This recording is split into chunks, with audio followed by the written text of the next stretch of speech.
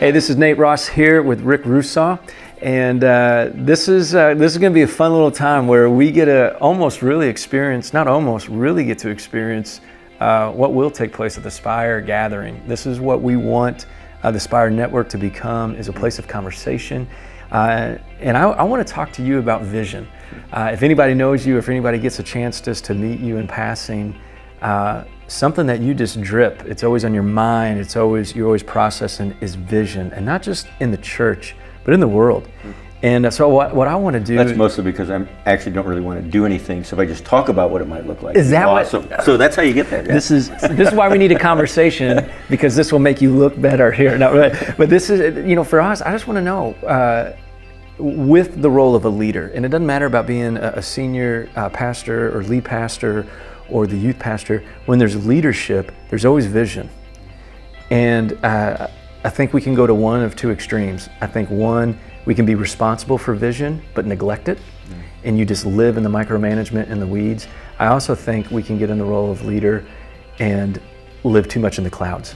And it's always vision all the time, and we're not enough in the day-to-day.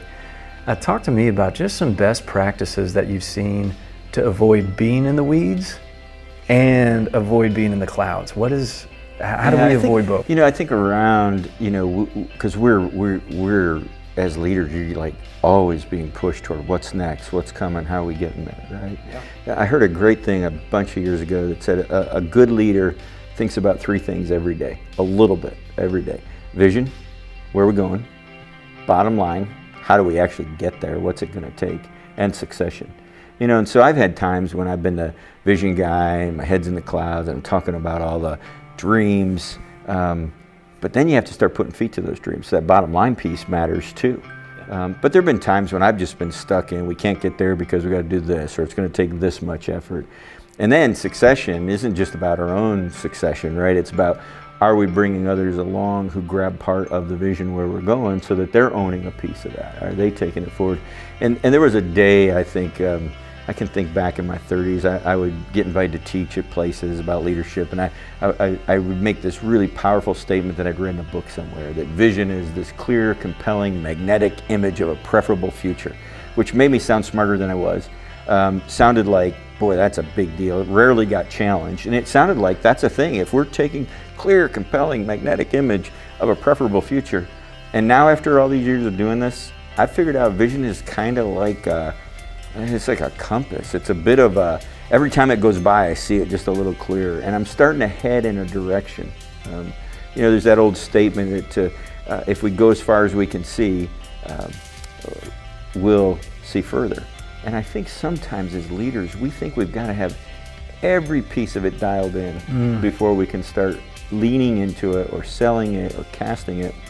And I actually think all of us at some level, whether we're highly intuitive leaders or we're actually more functional leaders, that I think we have this sense of where things are going. And right now, culturally, right, everything's changing. Church life is changing, leadership's changing.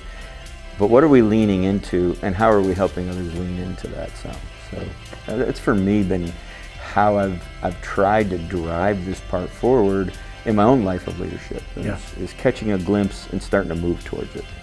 Don't mean to put you on the spot too much, but you are succeeding. You are, you are moving out of the role of senior pastor after how many years? 28. 28. Yeah. So just a little bit of investment into one church and one place. Tell me about, as you just reflect, you reflect back, in terms of vision, when are two moments? One that you wish now you would have gone for it, and you wish you wouldn't have gone for it. Yeah, I think one of those times that I should have gone for it and didn't was right after our church had worked on this massive thing that I'm glad we went for, but it didn't work out like I wanted it to. We were way before people were talking about multi-sites or shared facilities or any of that. We were leaning into a project. We had all kinds of stuff. Church was growing like crazy then. And it became this public fight.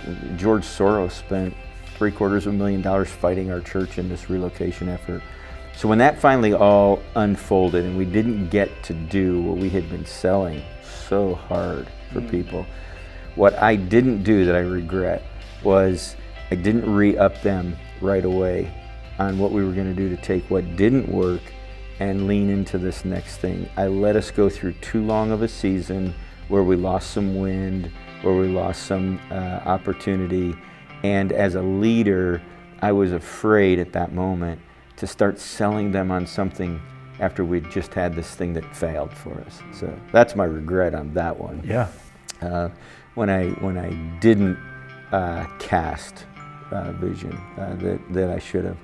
The one I'm glad we did was when I had convinced them to move out of a new facility and do our Easter with 3 other churches in a fairground. And I remember one of the older guys saying to me, "You're not gonna make us worship in a chicken coop." And it was when I helped convince them that we were doing things like Easter and Christmas and it wasn't for us. We didn't need it. We were trying to get people who would maybe show up and be a part. And so I suppose those 2 quick moments for me. The one is more painful. Yeah. More painful. I didn't lean in fast enough after a failed, in some ways, a thing that failed from a leadership standpoint. I let too much time go before I helped them lean into the next thing. I think this is the beauty of our tribe and what will happen at Spire in October is we'll hear about the successes that churches are having, but I'm finding I learn more from other people's failures, and I think the more that we can be open with that and help one another, I think the faster we can move along or even avoid some of the things that we missed. Do you know one of the problems at conferences, and I suppose historically every conference has had this, is we put the people on a platform or in a workshop or in a setting, and we tell all our best stuff. And the reality is, our best stuff is often our worst stuff. You know, I'm about the 4th version of me. You know, the reason I'm stepping out of LifeBridge is because I wanted to leave before they wanted me to leave, and we're probably getting close, you know. And the truth is, I knew our church, our best days are in front of us, and if we're going to reach who we ought to reach, we needed a younger leader bringing that to the table. Sometimes we have a hard time getting past the platform personality of what we see and realizing, hey, those are real people with real stuff. They're real leaders. They've had failures. They've had successes. There's things that work. You know, I love what Henry Banks said, if at first you do succeed, try to hide your astonishment. But all we ever talk about are our successes, right? Yeah. So I think you're spot on, Nate, with that. Very cool. Well, thanks for sharing, and we want to hear from you, and we want to invite you to October to this gathering. We need to learn from your successes and your failures. God's teaching you, and He wants you to teach us so we can be better as pastors. See you in October.